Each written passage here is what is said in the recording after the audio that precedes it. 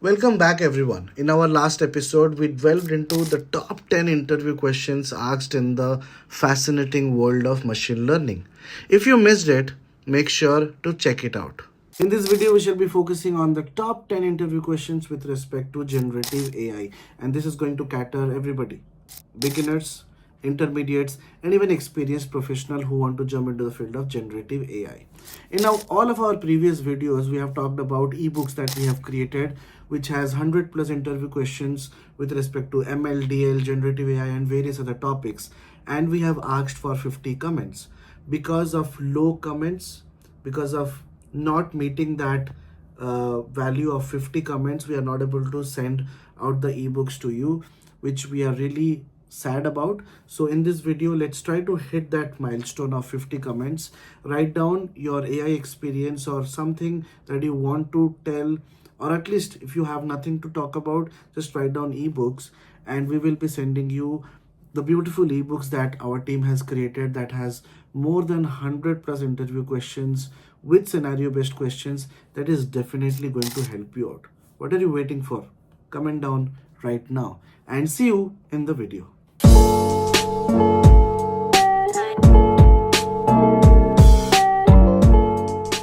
Can you explain how a decoder only architecture functions?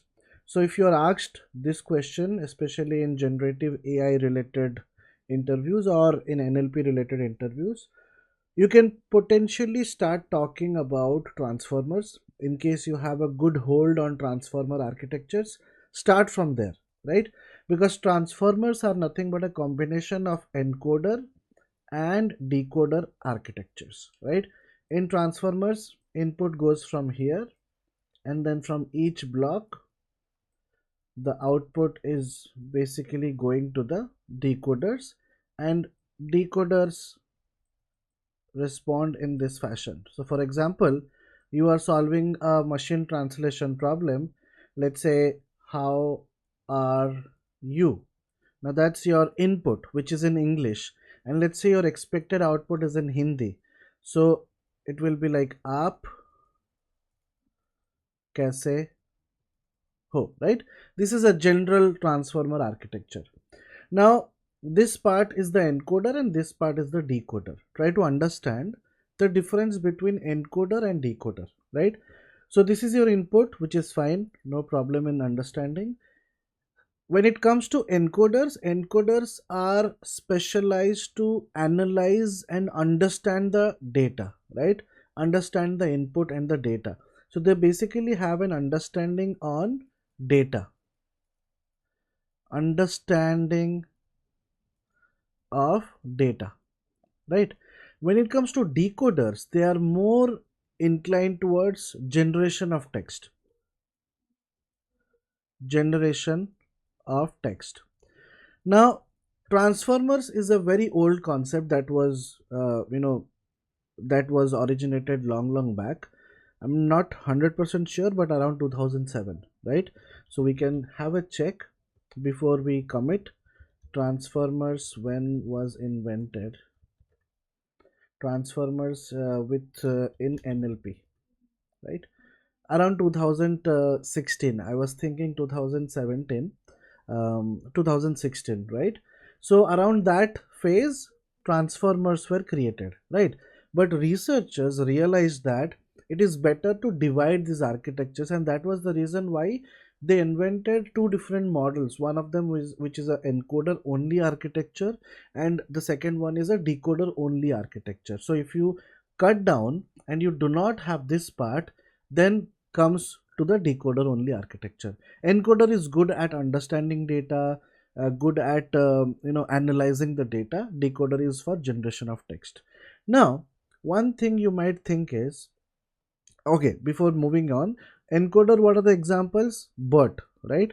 Bidirectional encoder only representation of transformers, and different flavors of BERT like Robert, Alberta, Distilbert, and few other things, right? And they are all encoder only architectures. They have a specific task. Now coming on to decoder only architecture, one of the examples is GPT, right? Generative pre-trained transformers. Now decoders have a specific task of generation of text, right? So when it comes to content creation or maybe chatbots, these are some applications of GPT models or decoder only models. But try to understand, if you cut down the encoder from the decoder, where will the input come? Because input was usually coming from encoder to decoder, right? So when you cut it off, basically the input is coming somewhere here. And what is the input? Input is nothing but your prompt. So imagine you are interacting with a GPT model. Let's say I will take an example of OpenAI, ChatGPT. Very specifically, let's say I'll talk about GPT-4. Okay. Now this is the model that is there, which is a deep GPT model, and you're asking something as an input, which is prompt. So when you're asking something, prompt is broken down into vectors, and then basically you are going and searching the OpenAI's vector database, let's say um, FAISS or whatever algorithms you use to fetch relevant information. So imagine there is a huge database here, OpenAI database, or like a vector database, where there are hundreds of vector data, right? OpenAI has been trained with millions and millions of data, right? So what happens is you basically try to see what is the relevant information, and let's say this and this and this vector are coming as the most relevant information. What you do is, using OpenAI's chat completion technique, you basically do the chat completion, and that is how a decoder only architecture works. Now when you are asked this question, you can potentially talk about the theoretical part, or maybe you can take an example from your previous instances or previous projects, and taking that as a reference you can also explain. So it's completely up to you how to explain it, but this is the general explanation of decoder only architecture. In what ways does generative AI differs from traditional AI, right? So this is a very generic question asked to especially people with less experience, sometimes with more experience as well. This is like a first intuition on generative AI. They want to understand how much is your in-depth knowledge or understanding on generative AI. So this is a very theoretical question where you can have multiple answers to it, right? So to get started with traditional AI, maybe you can talk more on the predictive AI part. So you can say that, see, AI is basically can be divided into two parts, which is predictive AI and generative AI, right? When it comes to predictive AI, there are certain outputs that is expected, right? So let's say you are solving a classification problem or a regression problem, or let's say a recommendation problem. Your outputs are always structured output, right? So let's say there are different criterias based on which I can differentiate between gen AI and traditional AI. So let's say the first criteria could be purpose, right? What is the exact purpose of generative AI? Generative AI purpose is to generate text, generate images, and generate videos, right? What is the purpose of predictive AI? Is to predict something. Let's say you are working on a classification problem. You already have a structured data with labels, and you are basically going to predict the class variables, right? Or in regression problem, you already know what particular column you want to predict. So the purpose is very clear, right? So the first point is purpose. The second point is data. Like when it comes to generative AI, let's say you are kind of working on a your own large language model where you have like thousands and thousands of data set. You want to create something for your own company. Let's say you are working in a healthcare brand and you don't want to leverage the online available large language models. You want to create your own large language model, right? So the requirement to build a generative AI model is huge amount of data sets, right? Structured, unstructured, it could be any kind of. Even if you are leveraging a large language model and you are using RAG concept on your custom data, still you would like to need a large amount of data set, right? Of course, with one or two documents also RAG based chatbots are possible, but usually to build a generative AI model. So when you're using RAG models, right? RAG is like you are leveraging a pre-trained model. You are leveraging a particular LLM for your own specific task. That means you are kind of using generative AI, not building generative AI models or building generative AI applications. Building generative AI applications is, let's say you are building a large language model from scratch. So generally speaking, the amount of data that we use for generative AI is larger as compared to predictive AI. Predictive AI, with certain number of records also, you will be able to create a classification or a regression model, right? The third one is going to be output. Output is, generative AI does not have a specific output format, right? If you are asking a prompt, asking for a script, generative AI will respond. You want to write a blog, generative AI will respond. You want to create a chatbot to interact.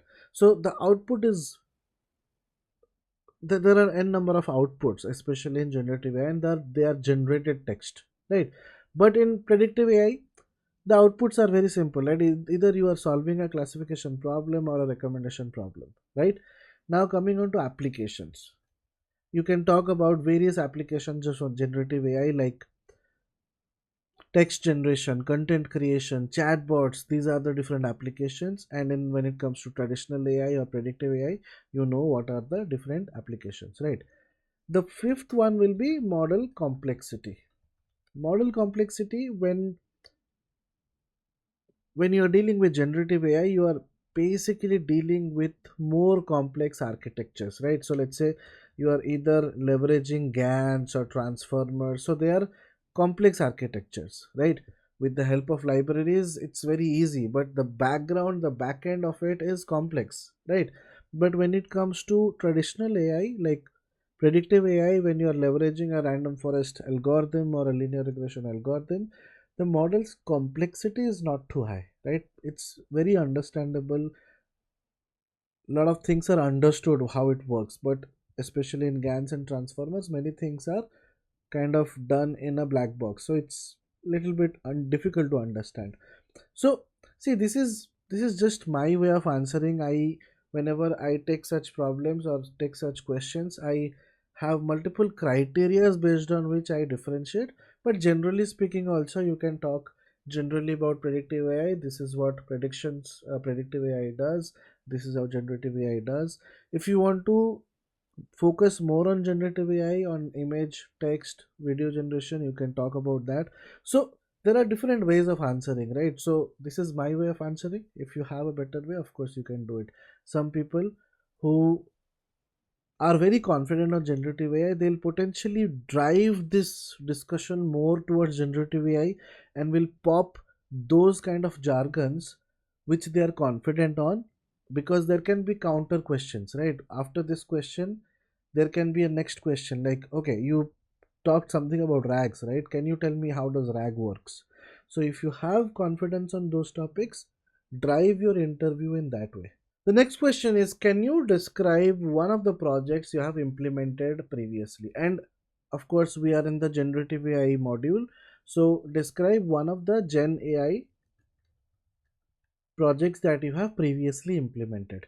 So again, this is a very specific question with respect to what you have done. So of course, I would like you to take one of your examples and answer it. But if you want to see how I answer, of course I can help you out. So let's say I get this question, right? So I'm also attending a lot of interviews recently, and this is a very common question. The very first question after they go through the resume is, talk about yourself.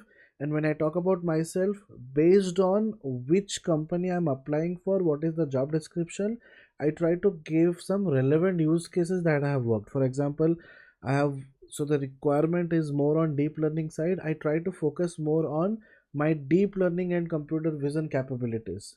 If I see the company is demanding generative AI, I potentially talk about my generative AI capabilities. So let's say a company is asking me this question, how would I answer? So so this is a very good question. Can you describe one of the Gen AI projects? So I would like to tell you that I have implemented multiple Gen AI projects. To be very honest, more than 40 to 50 proof of concepts I have done in the past 1 year. And that includes traditional Gen AI chatbots, traditional Gen AI application, and also some of them are agentic AI. But I'll try to focus more on generative AI and try to give you an idea on how I solved a problem. um, I have worked on multiple POCs. Maybe I'll take an example of one of the simplest project, which is a e-commerce project.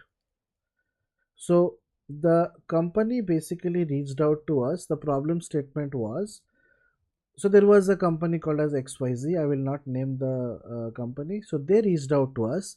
Their request was they already have a website. They want to have a chatbot widget for their external users who is coming to this platform, right?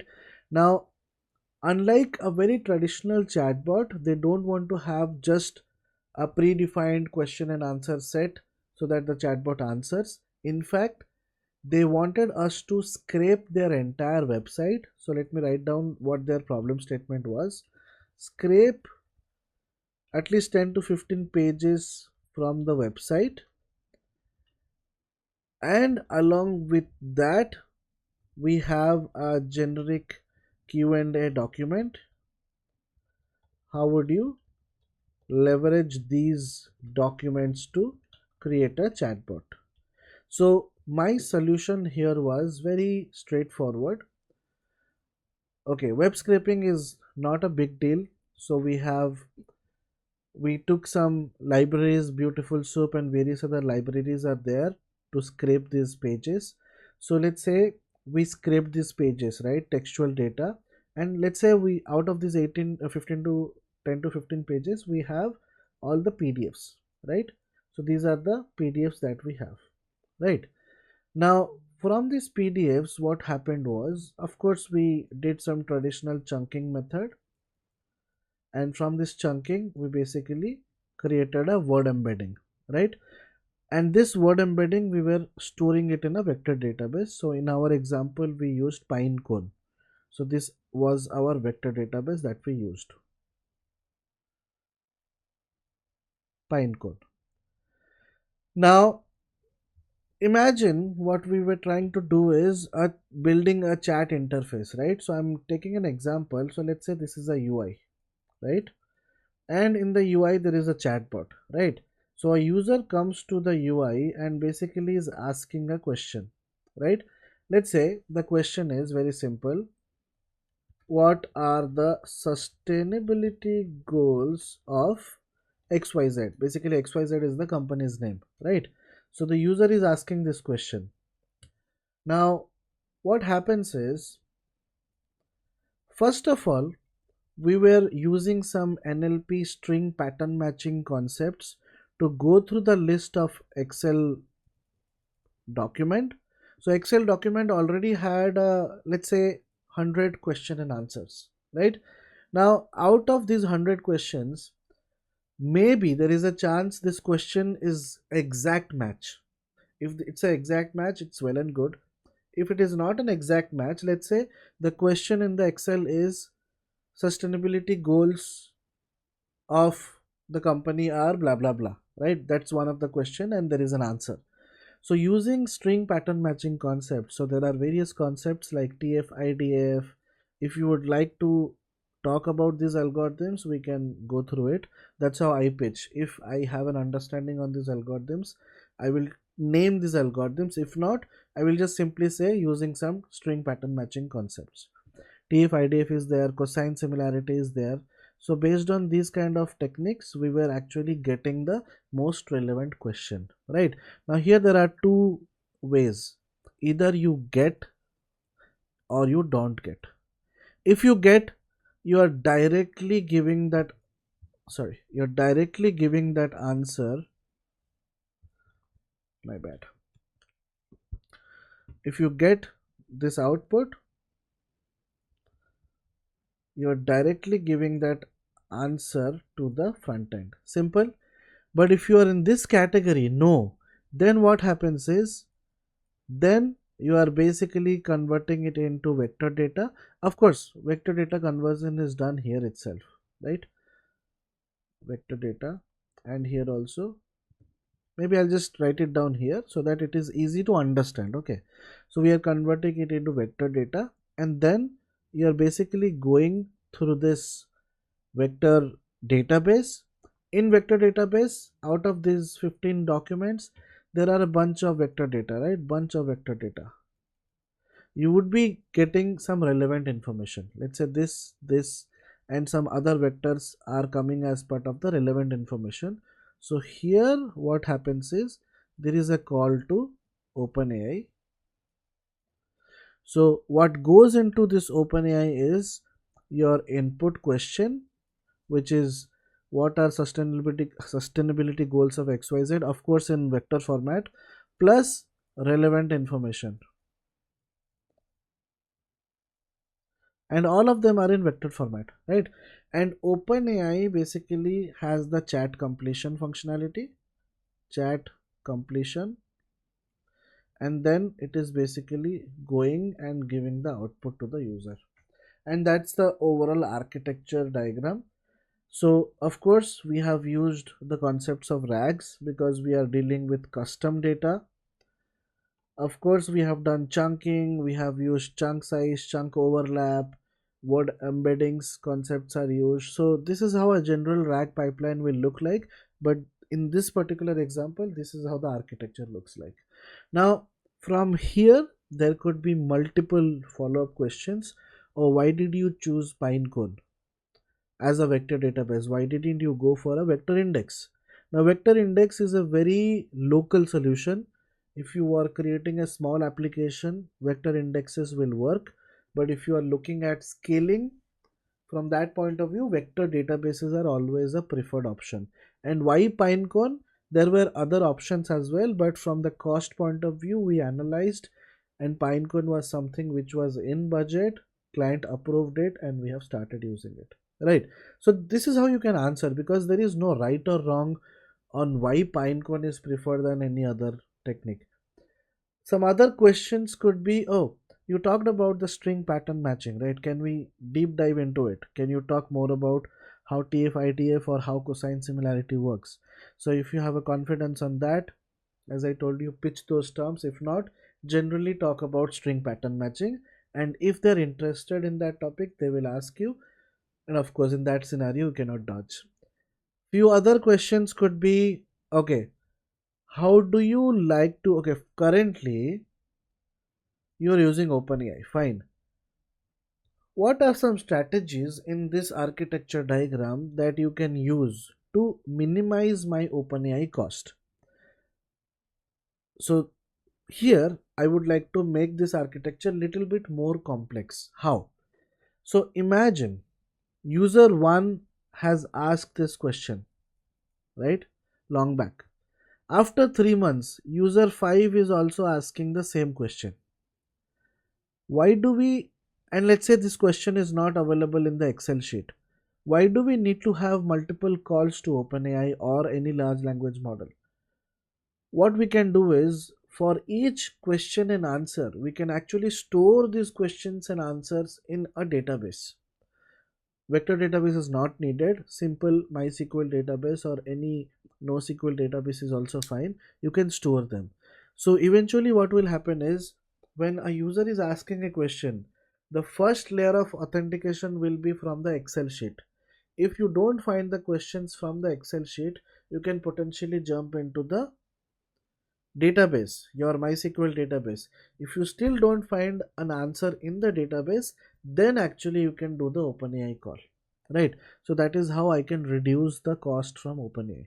But of course, as you are storing question and answers, each question and answer in a database cost will be little bit higher, but that will be not as high as compared to a OpenAI call. But again, that is something you can do a research and see, compare which option is good. If storing is a viable option, you should store it. If not, you cannot, don't store it, it's fine. Okay, so that is how I would answer a one of my generative AI projects. What are retrieval augmented generation, RAGs, and what issues do they address? This is one of the most important questions when it comes to generative AI, because RAGs comes into picture when you deal with custom level of data or custom data. Now imagine you are working on a generative AI solution and you already have been using a large language model. Now, a large language model, of course, is trained with trillions and trillions of data, but there are some limitations. It might not be able to answer very specific questions. Now, for example, I have my own document, let's say some set of PDF documents. I want the large language model to train on my own documents and then relearn everything, whatever it has the original memory from trillions of data, that is fine. But from my data, it is also learning those things. And imagine you want to create a chatbot or a UI interface where you're asking a very specific question from your own PDF, then it should be able to answer. And that is where RAG pipeline comes into picture. So to get started with, let's try to answer how, what are retrieval augmented generation and where exactly do we use it, right?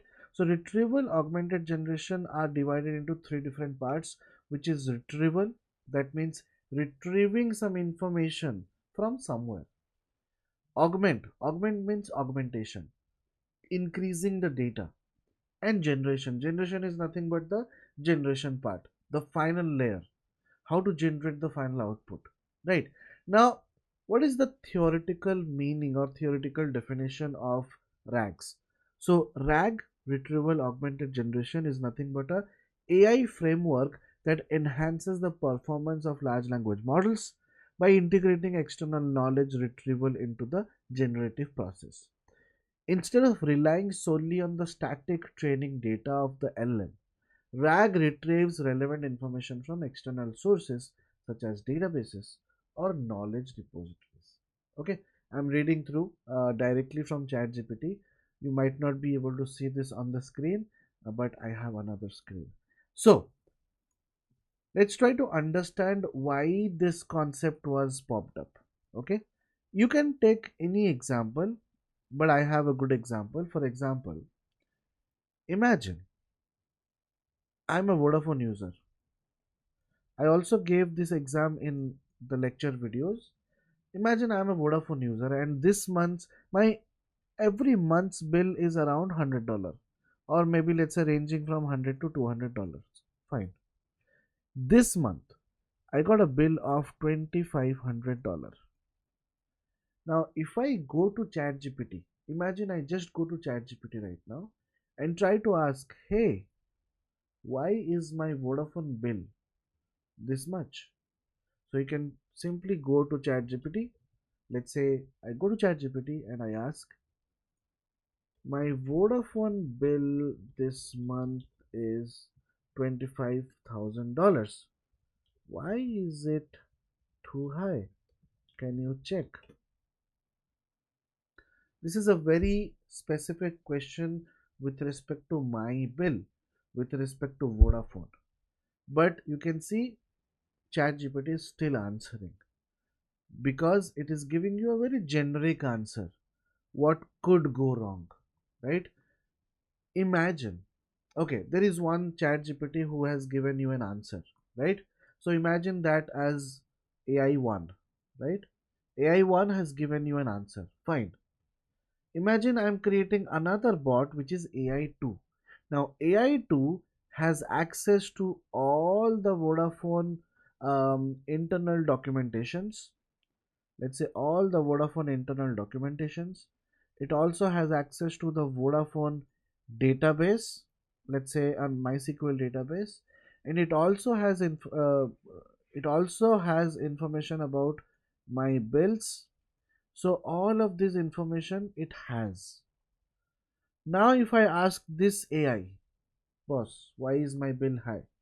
What this AI2 will do is it will go directly from my information, it will go and check the candidate's information, the customer's information, check the database, check their respective files, and then it will give you a curated answer that, boss, this month unfortunately you have done 27 international calls and blah blah blah international messages, because of which your bill is this much. Of course, AI2 is preferred as compared to AI1, right? Now AI2 is preferred because it has access to all of your custom data. And how do you give access to all of your custom data in a generative AI pipeline? That is where RAG comes into picture. So using the RAG framework, you're basically giving access to all the custom data. So in short, RAG solves two problems majorly. It solves the problem of hallucination. Now when I asked the question to ChatGPT, it gave me an answer, but it is not a satisfactory answer. It is considered as a hallucinated answer, right? So with RAGs, hallucinations will go down. I mean, it will decrease. Second is, of course, you're dealing with custom data. ChatGPT will not be able to use custom data, right? So both of these problems are getting solved. Now, what are the different use cases that we have, especially using RAGs? Hundreds and hundreds. The simplest example is, let's say I want to build a AI career coach. I want to feed my resume or feed my details and ask the large language model that, was given my resume, if I ask some questions, you should be able to give me some answers, as in give me some feedbacks from the resume. That is one use case. Imagine you have a bunch of PDF documents, AI, data science, data analytics. You have to combine everything and create your own chatbot. You can create it. Another beautiful use case is, imagine you are my student. You have my lecture videos, 100 hours of videos. Somehow you transcribe it. So from videos, you are basically having the textual data. Textual data directly feed into a large language model using a RAG pipeline. You will be able to create a chatbot. From the chatbot, you can actually ask, "Hey, Satyajit sir explained RAGs, so can you summarize what he explained in 2 lines?" So what it will do is, it will go through my transcriptions, and using the large language model's chat completion functionality, it will be able to give you the answer. Beautiful, right? So based on your experience, you should always relate from your existing projects and then try to answer this question. But yeah, that's all about retrieval augmented generation. Apart from that, in the market there are many other uh, related topics which are very similar to RAGs, but yeah, you need not have to toss those topics if you do not have knowledge on those topics. Completely fine. That's it. How do vector databases differ from vector indexes? Very important question, but there is a different way of asking this question as well. Sometimes you might be asked a question, "Oh, can you tell me which generative AI project you have done in the past?" And then when you start talking about that project, they will eventually be interested in how were you storing the word embeddings, right? Are you using a vector index or a vector database? Now, in that particular project, if you used a vector database instead of a vector index, which vector database did you use and why? And why vector databases are preferred on top of vector indexes? So, similar type of question can be asked in different ways, right? Now, let's try to get our basics clear on this. First of all, talking about the entire RAG architecture, how does it work? If you have your own custom data, you first need to do chunking, right? Right? After the chunking is done, then you have to use the word embeddings concept to create the embeddings from your own document, right? Once the embeddings are created, then this is where your brain or knowledge or experience comes into picture on how to store this data. Now you can store it in a vector database or you can store it in a vector index. We'll come into this topic, but eventually what happens is, let's say you have a UI interface and you are asking a question, right? The question is being converted into embeddings, and this is where you are calling, you're going to the vector database to get the relevant information. Now the relevant information, so input plus relevant information, all of them are in vector format, goes into your large language model, right? And large language model basically is doing the chat completion, right? Now Vector databases are always preferred. Why? Because database versus a file system, database will always be preferred, right? So vector databases are meant to store large amount of vector data. Vector indexes are local storage. That means if you have 50 PDF documents, when you're creating a vector index, that sits on your local machine, right? If you have 50 more, your vector indexes will be recreated. Every time you restart your application, your indexes will be recreated. But what happens is vector databases, it's like a huge storage, right? Now I have a beautiful website from which I can quickly talk about the differences between this and that. You should always, I mean, for this particular exercise, for this particular question, you should refer to this link. It's difficult on how to pass on this link, but it's very easy to note down, right? pinecon.io/learn/vector hyphen database. So here, if you go through, you will be able to understand what a vector database looks like. I think this is already clear to you. We have content, we use an embedding model to create embeddings, and this is where the vector database is, right? First, we use the embedding model to create vector embeddings. I already explained that. So this is where the word embedding model is called, and then vector data is created. Then the vector embedding is inserted into the vector database, right? That's what I told, right? In the vector database. When the application issues a query, which is this part, right? We use the same embedding model. So let's say here you have used a word embedding model 1.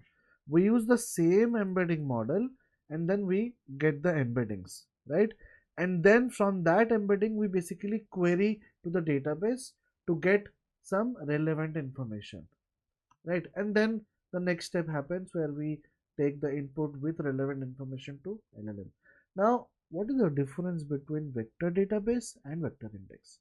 A beautiful documentation is already mentioned here. So if I talk about vector indexes, which are local vector indexes, we usually talk about FAISS, right? Facebook AI similarity search, right? So Facebook AI similarity search can significantly improve the search and retrieval of vector embeddings, but they lack capabilities that exist in any database. Okay. Vector databases on other hand are purpose built to manage vector embeddings. So there are multiple points that you should memorize or remember. One is data management, right? Vector databases offer well-known and easy to use features for data storage like insertions, deletions and updating. Okay. So data management is better in vector databases. Metadata storage and filtering is better because vector databases can store metadata associated with each vector entry. Scalability. When you are moving from 50 documents to 5,000 documents, you need to use a vector database, else there will be an issue on the latency side, especially when you're sending the output to the UI. There will be issues in the latency side, right? Real-time updates, backups and collections, ecosystem integration. Well, there are so many points, to be very honest, but if you remember couple of them, that is more than enough. So if you ask me immediately without looking anywhere else, I can quickly say, of course, data management is one of the points I can talk about. Scalability, right? Increasing the number of data points, scalability. Retrieval is also faster when it comes to vector databases because vector databases uses a concept of LSH. Okay, it's a hashing technique based on which it gets relevant information faster as compared to indexes. And of course, as the data increases, which is already covered, scalability is covered. So three important points. What else? Integrations. Yes, when I think it comes under the scalability itself. Whenever you are working on a real-time project, right? Whenever you are creating an application or a product, vector databases, no doubt about it. Vector indexes are only meant for POCs. So you can also talk about that. Vector indexes meant for POCs. Vector databases should be the end solution. Okay. uh, Faster retrieval, I think this is covered here. Faster retrieval, right? This is the scalability thing. Scalability. What else? Very, very important thing. Backups and collections. Vector databases itself is a database, right?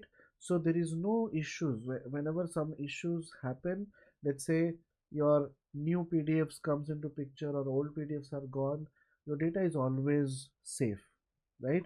There is a retention policy based on which you can retain how many days of data you want, but it is always safe. But indexes, when you restart the application, the indexes are auto generated. That means your older indexes will go away. So that is also another issue. So that's basically the difference between vector databases and vector indexes. Again, take an example from one of your projects and then try to answer it in a way it looks more professional and you can actually create an impact. Can you summarize prompt engineering in a few sentences? Prompt engineering itself is one of the fields or one of the parts of generative AI. There are multiple courses around prompt engineering itself.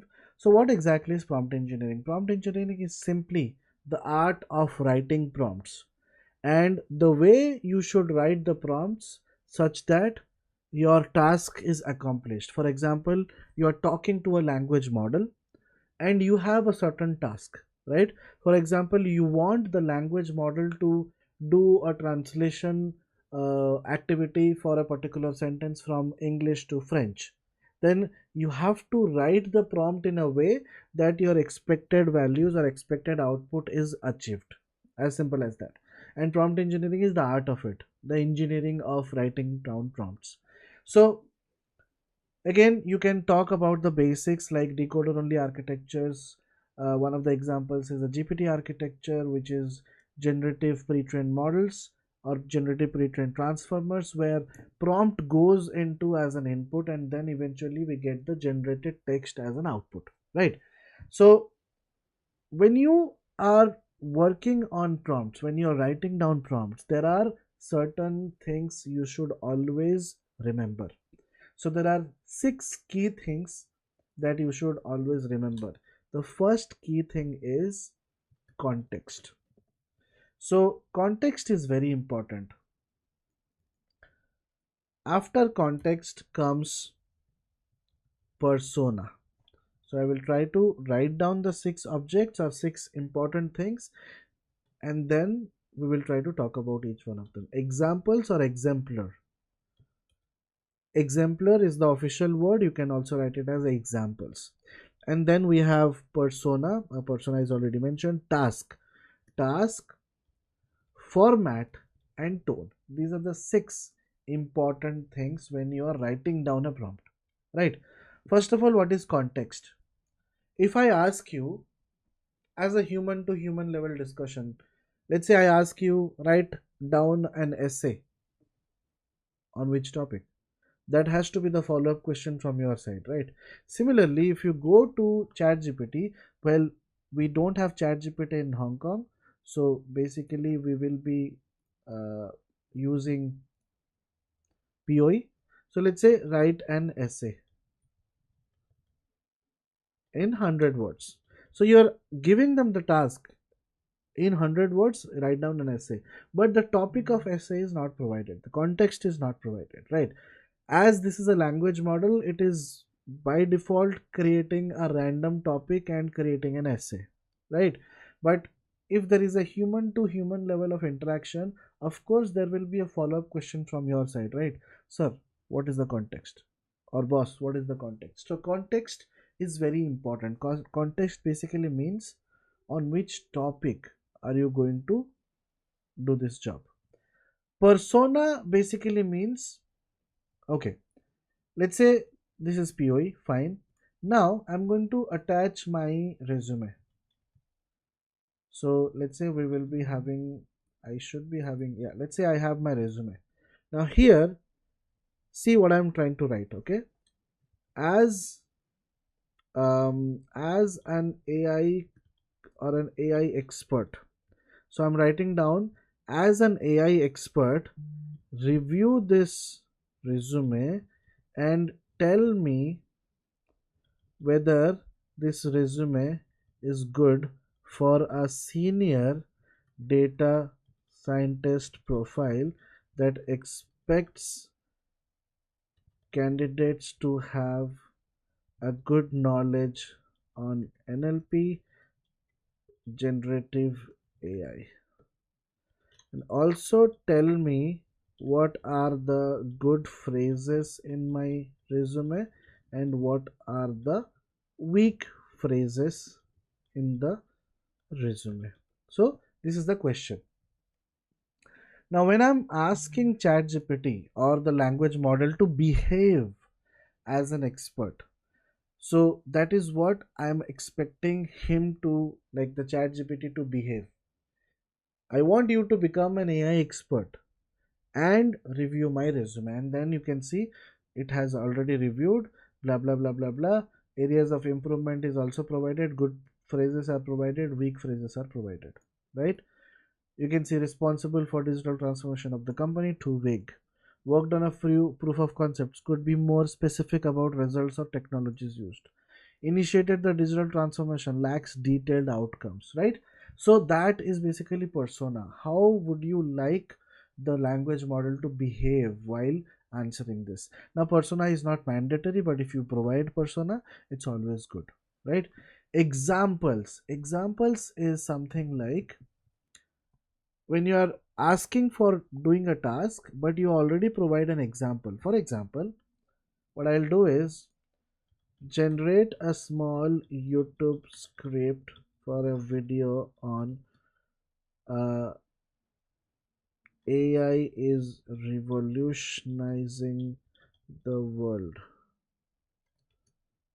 So for now, I have not used any examples. What I'm trying to do is I'm going to, okay, let's say I will write it down. I created a script for my previous video. Hey everyone, Satyajit here. Welcome you to my channel, and in today's video I'm going to talk about machine learning. Similarly, can you create a good script for another video on topic introduction to Gen AI? Now here I have explicitly asked, I have provided an example, and based on that example you can see in the new video also the script has followed that example. Hey everyone, Satyajit here, welcome back to my channel. Today we are diving into an exciting topic that reshaping blah blah blah blah blah, right? So examples are also very important. It understands how it should respond back. Task is basically what you want to do. Let's say you want the chat gpt or the bot to respond back with a 10 minutes YouTube script or like a 300 word summarized output or something like that. That's the task. Format is how do you want to format it. For example, write a YouTube script for a video on introduction to Gen AI. I want the output script to start with a hook and end with a question so that users comment on my videos. Make sure the script has bullet points. So bullet points is the formatting option that I want, and you can see if you go through there are bullet points. So the way you want them to write down, they will write it down. Tone is basically which tone do you want, and tone is not mandatory. Do you want to have a humorous script? For example, I want a humorous script, right? So make sure the script and is humorous. So now it will give you a humorous script. Hey, tech enthusiasts, ever wondered what happens when you mix a computer with a dash of creativity and a sprinkle of intelligence, right? No, it's not a sci-fi movie plot, it's generative AI, right? So you can see, right, there are changes in the script. So these are basically the most important points when it comes to prompt engineering. Apart from that, you can also talk about the different types of writing a prompt. One of the type is zero shot, which basically is write a YouTube script. That's it. One shot is basically providing one example, and few shot. If you have knowledge on the advanced prompting techniques, pitch them. If not, just close the topic here itself. There are some advanced techniques such as COT and TOT. COT is chain of thoughts, TOT is tree of thoughts. So if you know, pitch. If you don't know, do not pitch. Right. So that's basically how you should answer this question. And the more in depth you want to go with showing examples, it will definitely create a good impression in front of the interviewer that you know good amount of knowledge on this topic.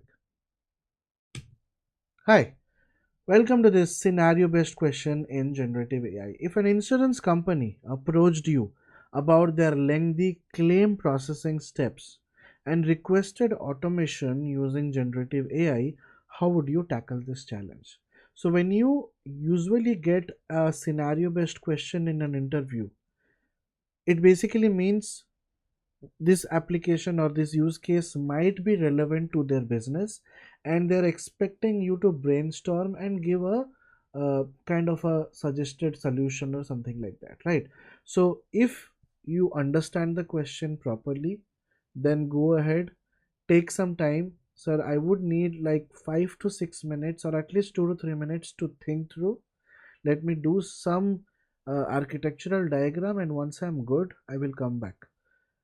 If you do not understand the question straight away, ask all the doubts. For example, one of the doubts you can ask here is, oh, can you tell me what your current claim processing steps are? They will explain you, right? Current claim processing step is the user is basically coming to the website, logging in. So there is a login feature. Once the logging is done, it goes to claims. There is a claims portal. In that, he basically fills up all the claim details, uploads a bill, and submits it. Once the submission is done, it basically goes to the claims processing team. So there is a claims processing team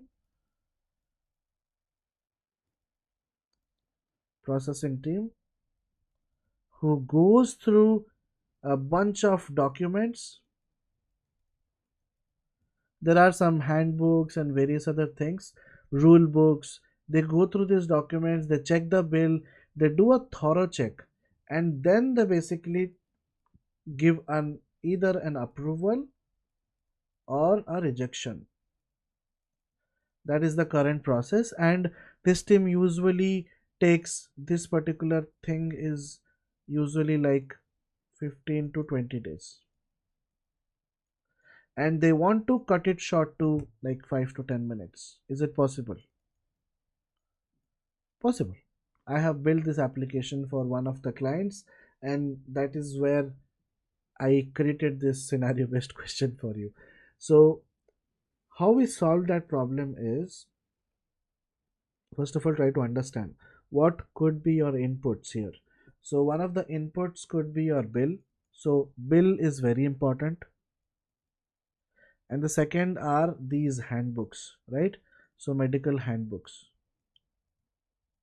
So from a layman's point of view, not a layman, but um, with basic knowledge of generative AI, what you can think is handbooks can be actually treated as custom data, and you can create a RAG pipeline here, right? And when the bill is passed, you basically have to do OCR techniques to extract all the information, like let's say in a PDF format, and of course you have to extract all of these in a vector format. From handbooks, you are basically creating a RAG pipeline, so eventually we'll be having all the vector format data stored it in a vector database maybe, right? And there will be a piece here, let's say a Python notebook or whatever API, let's say, which basically has the prompt template that as a insurance expert, try to extract all the information from the bill. Once the bill details are extracted, go through the vector database and blah blah blah. These are the criteria based on which you need to either accept it or reject it. That is what we need to tell, right? So that's going to be your solution. So if I have to draw the architecture diagram of this one, it will potentially look like this. So let's say you have your PDF documents, bunch of documents, right? Your handbooks.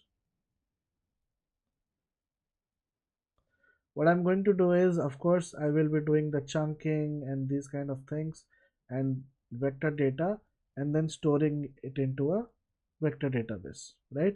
Let's say I'm going to use Pinecone. Done. Now from user interface, what I'm going to do is I'm going to fill all the details and I'm going to pass the bill. So here there will be a OCR technique. Now, if you are confident on OCR, you can talk about some of the libraries here.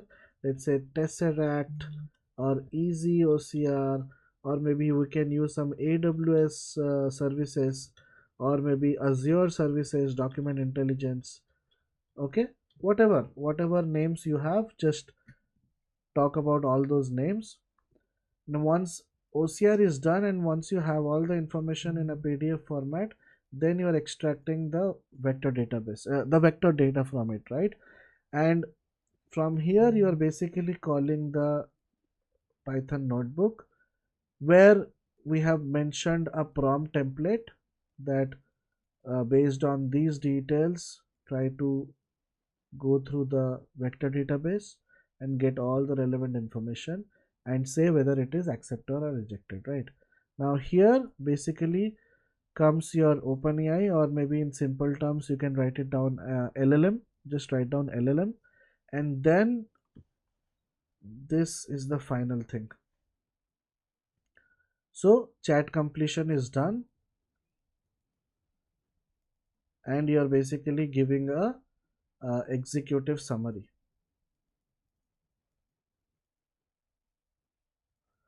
Executive summary. So this is how I would answer this question if somebody asks me.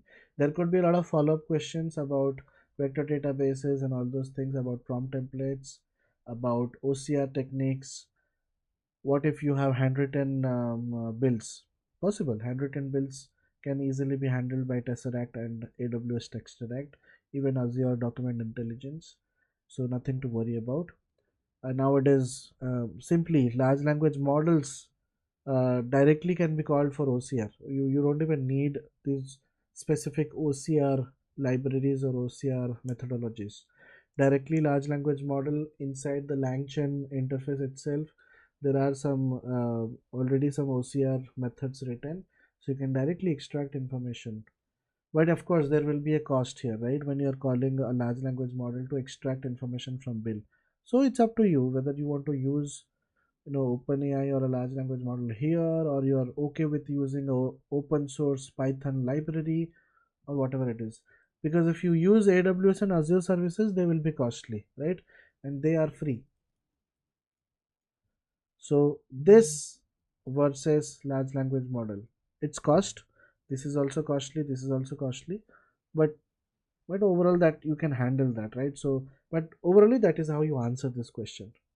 Suppose you are dealing with a massive data set containing various types of information, such as news articles and tax related data. How would you create a chatbot to respond to queries from these documents? Well, before answering this question, there is a story. This is one of the questions that was asked to me in an interview, but this particular question has been modified. The question that I got was little bit difficult than this one, because it was basically for a data architect role. I'll try to talk about that question first and then I'll come to this one. So the question that was asked to me was, um, it was for a airlines company. So imagine I was going for a interview with an airlines company, especially for a lead data role, right? Now that airlines company already has a vendor. Okay. Now imagine the vendor could be Infosys, TCS, or any kind of consulting firms, right? So I'll not name anybody, but imagine the airlines already has a vendor. Now the vendor already has a bunch of data architects and also AI architects.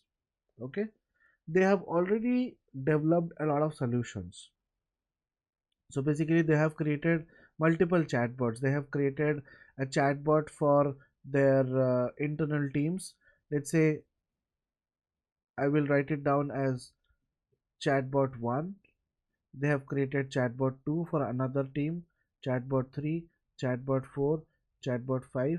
Let's say this is for logistics, this is for transportation, this is for finance. So they have created multiple chatbots. Okay. Now what their main problem right now is they want to create an application when the user is asking a question. The user is asking a question. Now they need to call all of these chatbots, right? And they have to accumulate all the information, and whatever relevant information they will get, they want to give it back to the main chatbot, right? Now the potential challenge here is going through all of these chatbots. Imagine all of these chatbots are different AI agents, right? Now this is a AI agentic question as well, but AI agent is nothing but simply an AI application that is automated, right? It's just a new jargon in 2025. That's it. So the question that was asked to me was, currently this is a scenario, right? Do you think there are some flaws in this? If yes, how would you try to solve it? Now, first of all, in interviews, you do not have a very good level of understanding on the client's architecture and tech stacks, right? So it's very difficult to give an appropriate answer. So what I answered is, first of all, I asked him, like, do you have a data lake? So they said yes, they have a data lake. So imagine your data lake sits here, right? So there is a bunch of data that is coming in, let's say from your ERP systems and various other data sources. Data is coming into the data lake, right? Now from this data lake, your multiple chatbots are created. Now this is your very specific chatbot on logistics. What it is doing, it is going through the entire data lake, and it is only working on logistics data. Similarly, this is only for transportation data, financial data. This could be only for your sales data, and so on. There are different AI bots or chatbots that they have created. They want to generalize and create a simple single chatbot. How do they solve this problem? Now, there are multiple ways of solving it. My answer here was, if I would like to solve this problem, I will solve it in the data engineering layer itself. What I will do is I will try to onboard data marts. Okay. Now I will onboard data marts, which basically means there will be different data mart for a different team. Like financial data will be stored in this data mart, sales data will be stored in this data mart, and similarly logistics data is stored in this data mart, and so on. I will be creating different data marts. Okay.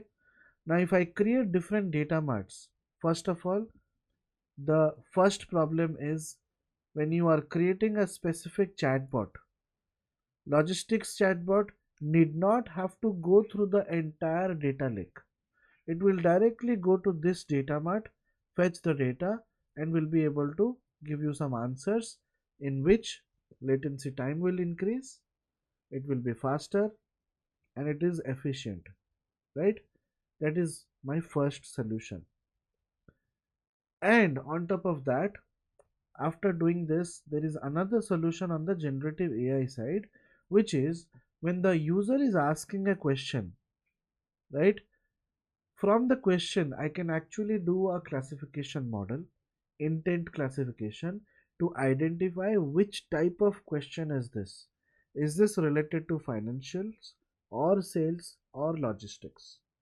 If it is a single domain question, let's say it's a purely financial domain question, the confidence level is 99%, then what I will do is from that intent classification, I will directly go to the financial data mat and getting all the information, relevant information, and then and I will be giving you the final output.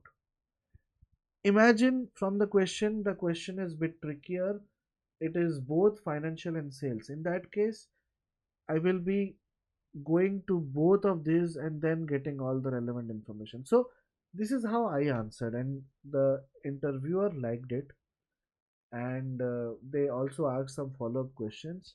But yeah, I mean, there's a lot to talk about, but this is how I think from that point of view. So what I'm trying to say here is every time it's not just about AI, right? Here the solution could be at the engineering level itself, right? There is not even, we did not have to spend a lot of efforts into only the generative AI solution part, right? So and these type of questions are asked for professionals with more experience. Now coming to this question, what I'm going to do is I'm going to copy this.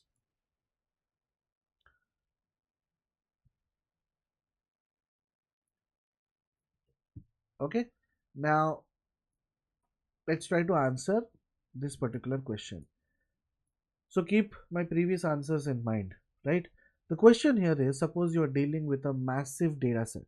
Okay, imagine a data set having various types of information such as news articles, tax related data. So basically there are different types of data, right? News, sports, uh, let's say politics, um, tax related, multiple types of data that we have, right?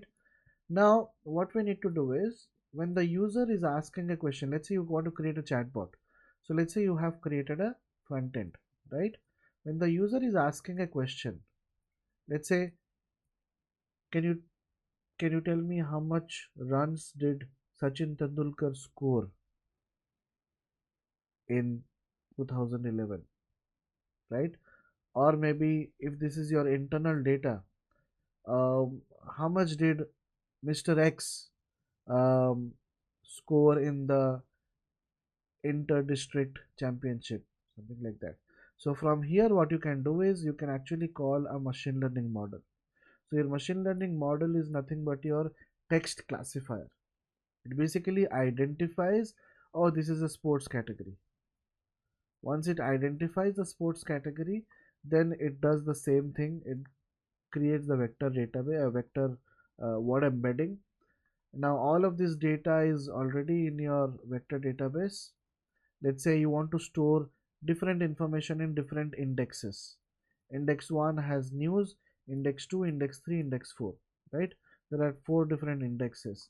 Now in this case you can directly go to the first index, which is, sorry, not the first index, second index, which is sports related index, and from there you get the relevant information, call the large language model, and the large language model will be reverting back with the chat completion and you will be able to get an output.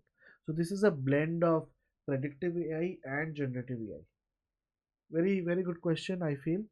The question is actually written by me because I was finding it difficult to frame the previous question that was actually asked to me in interviews. So I try to modify it in a way it is well understood.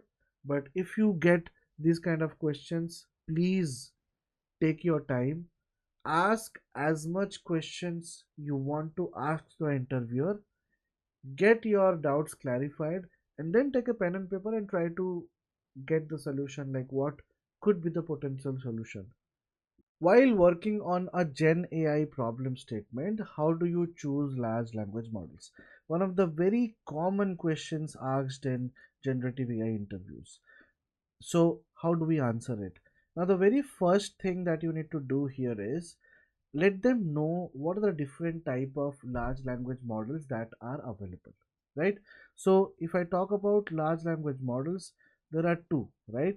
One is open source models, and second one is non-open source. You can also call it as APIs, right? Even in APIs there are some direct APIs and there are some third party APIs. Third party APIs, right? Now, what are some open source models? All the Hugging Face transformers that we have, Llama, Mixtral, Mistral, Zephyr, these are all open source models, right? And there are different variants of Llama, Llama 2, Llama 2, Llama 3.1, Llama 3.3.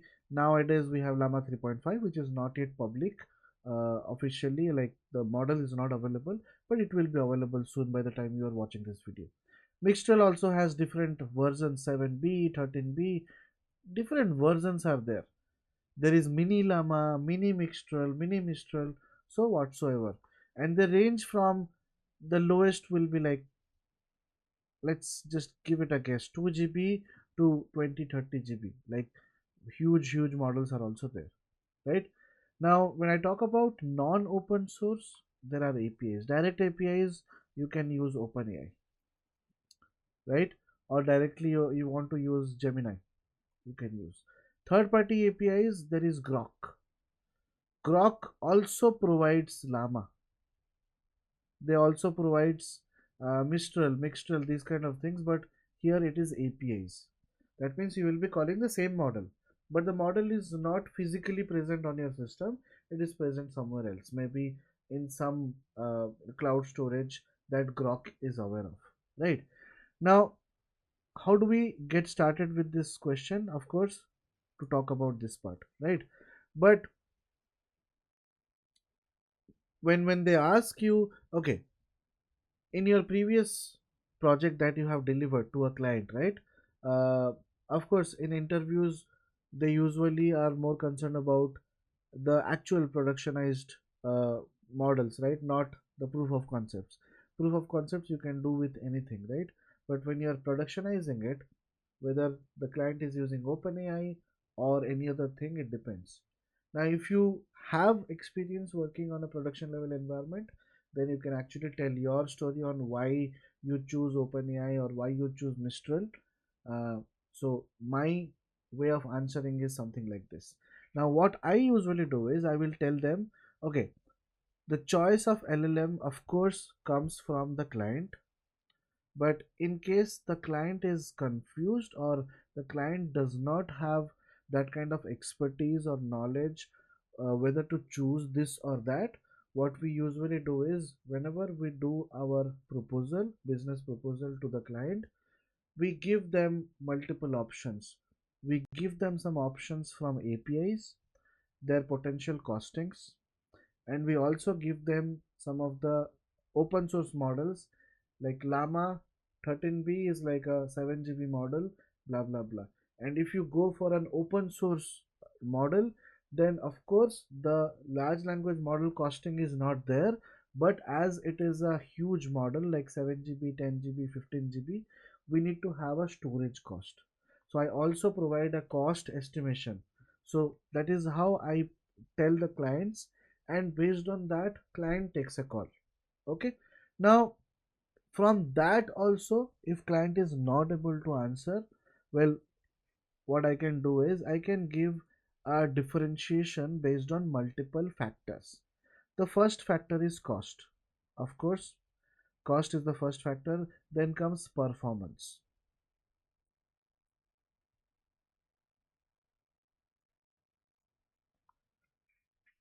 Then comes privacy. And then comes easy, easy to build. So I'll just write down easy to build, easy to deploy, right? When it comes to cost, of course, if you're using an OpenAI API for a particular model, let's say GPT-4, how much is the cost for 1 million output and 1 million input? We will be giving you a estimation, right? When it comes to non-open source, sorry, the open source models, of course, there is no cost here. Let's say I'm going for a Llama model. Of course, there is no cost here, but there is a storage cost. So to host this application, let's say a good version of Llama is like a 20 GB model. You need at least a T3 X2 large EC2 instance to host it, right? And for that, let's say there is a storage cost, there is a maintenance cost, there is a, you know, multiple costs are there, and let's say this cost is around $50 per month or something like that. So this is what we usually give. Now, on top of that, if the question is something around, okay, that's fine, I choose open source, I'm completely clear on that. But even in open source, which one is good? Llama, Mistral, which one? Now in that case, what you need to do is you need to tell them we need to try out different models and assess them. There are certain RAGAS frameworks. There are certain frameworks to assess a RAG pipeline, such as RAGAS. We basically can use this framework to identify which particular open source model is working best for you. Of course, if Llama is working good for you, then which variant of it? Now, this variant is good to a certain extent, 90% performance. This variant is 95% performance, but this variant is like 8 GB more than this variant, so the storage cost will increase. So all these kind of scenarios you have to explain the client, right? Now talking about performance, what is performance? Performance means um, um, as in the latency time, or how much time is it going to take, or how good the model is. Of course, if you talk about APIs and all open AIs, performance is really good, latency is really high. But in case you want to have a good performance from an open source model, you need to have a stronger storage, GPUs, and all those things. Privacy. Talking about privacy, yes, OpenAI, as it is an API, eventually it on sits somewhere, not in your premises, right? So somehow there are privacy concerns, but OpenAI provides enterprise grade solutions which they claim they have enhanced privacy or enhanced security. But again, somehow the data leaves your environment. So you have to make sure that you pass on all the information with respect to security and privacy to the client. If the client is working on a project or a potential project where the custom data is a public data, they don't care. In that case, the easiest solution is OpenAI. Just go for OpenAI, pick any model, GPT-4, GPT-4 or mini, anything. Your life is easy because building an application on top of API is super easy. But yes, if the client has a privacy concern, then of course you have to get into the open source thing. Ease.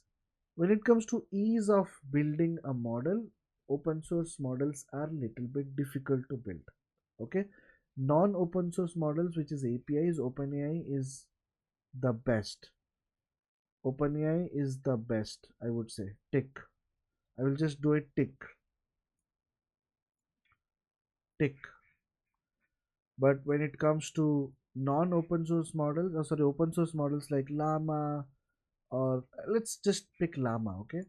In that case, not easy to build. What else? What are the other problems? The other problems is today, let's say there is Llama 3.1, which is a 13 GB model. Tomorrow, a new Llama version comes in. You will, of course, need not have to write everything from scratch, but you have to do ample amount of code changes. But when it comes to OpenAI APIs, you just have to change the model name, which is literally just one line code change, that's it. So these are the different scenarios based on which you can actually take a call. And of course, majority side, the client is the one responsible for telling you directions. But as a data architect or as a senior professional having more expertise into AI, you should be able to help them choose the best thing. If you wanted to develop a mental health chatbot that asks users specific questions, evaluate the responses, and then engages them in conversation, how would you go about it? Now, this is a real interview question that was asked to me, and the reason behind that is I have written down mental health chatbot in my resume. So, whenever you go for interviews, right, generative AI or machine learning related interviews, now the company is having a specific job description. They have some pointers, right? Let's say they are more focused on generative AI. And in case you have been shortlisted for the interviews, that means your resume has been screened by them. They are interested in your profile and they are asking you to come for the interviews, right?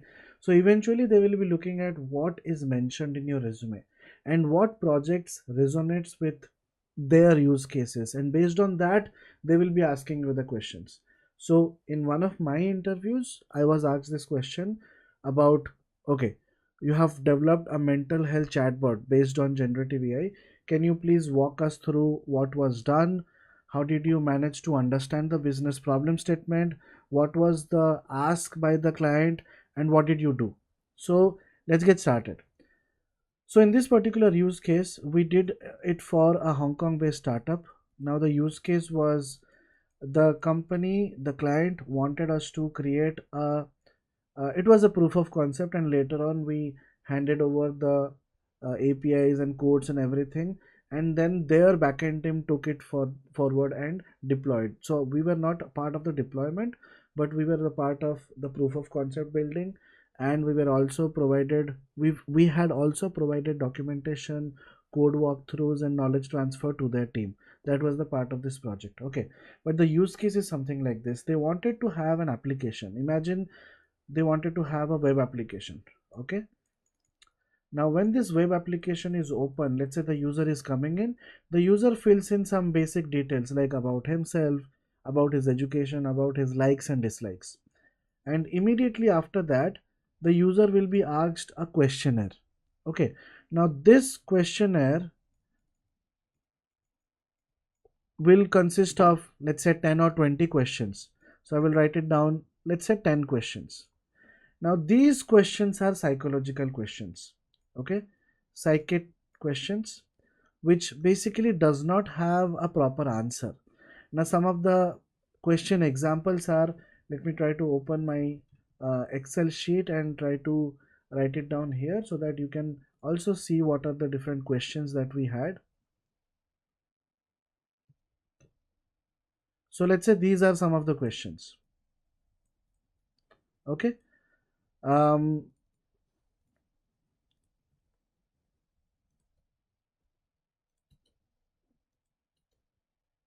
these are some of the questions, okay? Now, these questions do not have a specific answer. There is no answer like yes or no. It's like maybe, sometimes, often, something like that, right? So, let's say the first question that the user is getting, I have experienced a persistent feeling of sadness or emptiness. And what are the different options? So, let's say the options are, let me just write it down. The options are something like this: never, rarely, sometimes, often, always. So there is no right or wrong here. If you have actually experienced something like this, you just note it down: never, or rarely, or sometimes. Second question comes in: I have lost interest or pleasure in activities I once enjoyed. Let's say at some point of time, gaming was your passion, you were doing it, you were loving it, but nowadays you have stopped gaming. So you can write it down as sometimes. So the application is something like this: user details, and then the second page will be questionnaires.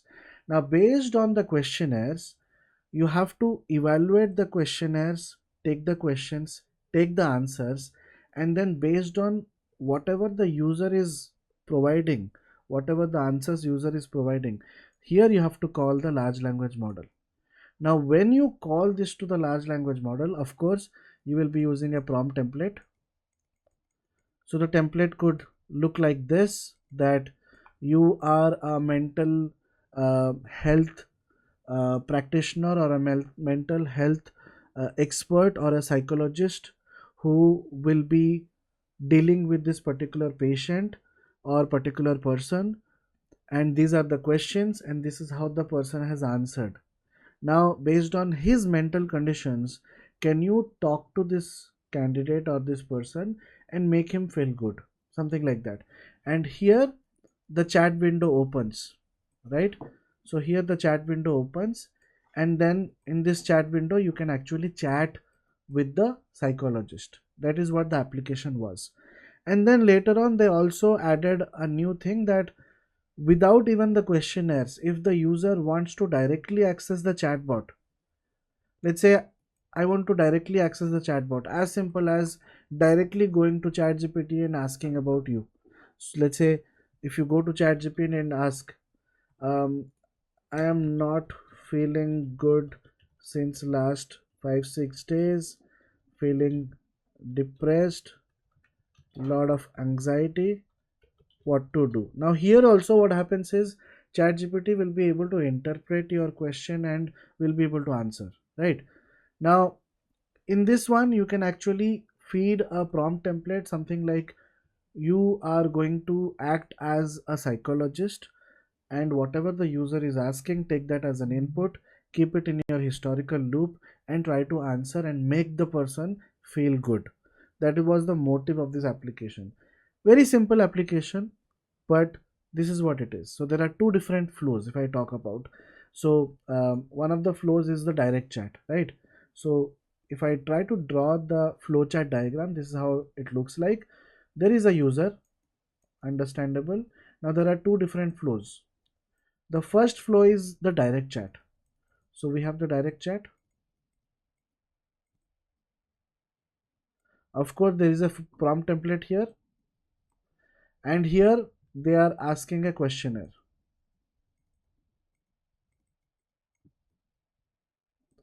And based on the questionnaire, so let's say you can write it down as questions paired with answers.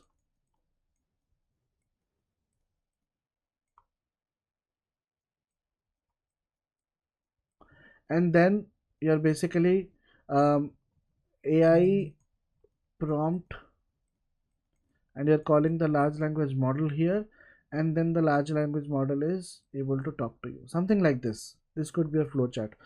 So if somebody asks whether RAG is used here or not, well, RAG is not used because we are just asking questions. Now there could be some follow-up questions. How did you come up with this question list? Now in my case, the question list was provided by the client. There were like 50 odd questions where we were randomizing and showing the questions to your users. When the user is filling up the first details, when the user goes to the second page, randomly 10 questions were shown, and from there, with the questions, with the answers, we were actually passing out to the large language model, and the large language model creates a chatbot where you can actually try to talk to the chatbot as a mental health practitioner or as a psychologist. So no RAG is used here. It's a very basic application that we did. But again, if the follow-up questions are how did you deploy it, now that is how you can use your own experience or your previous experience to talk about it. Now in this case, what we did was we basically created the Python file, right? Now Python file was converted into a Flask application, and that Flask application was deployed in AWS. So we created an AWS EC2 instance. So in our case, we created a T2 micro because that was enough for our use case. Now as this is using public data, there is no such privacy or uh, you know um, concerns about data privacy, so we were directly using OpenAI. In that case we were using around 3.5 turbo. I'm talking about this use case which we developed like long back.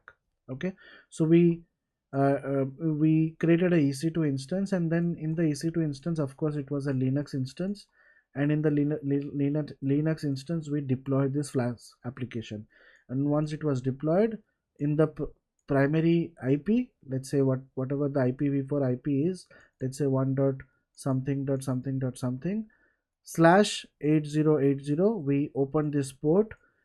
In the EC2 instance, there is a security group. In that security group, you have to go edit inbound rules and open this port, and then your application will be accessible from IP slash port, sorry, colon port or slash port, I don't remember. I think it's 13 dot 18 dot colon something like this.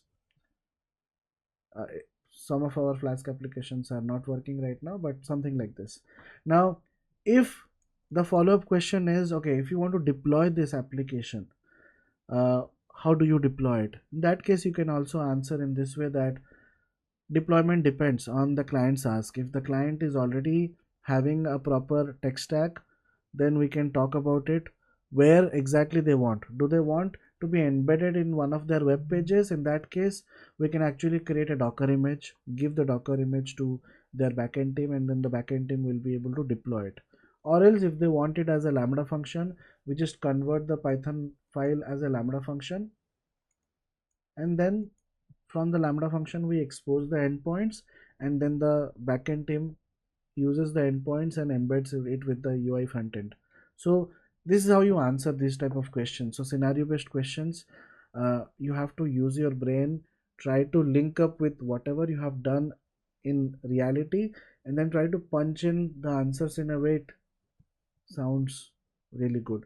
If you actually have experience, hands-on experience with working these kind of models, of course, talking about your experience, you can actually replicate the story. Let's say in the past you have done some deployments in GCP or Azure, or let's say on premises, you can actually use that architecture and give an example. This is how we can do. So yeah, that's all about how to answer such kind of questions.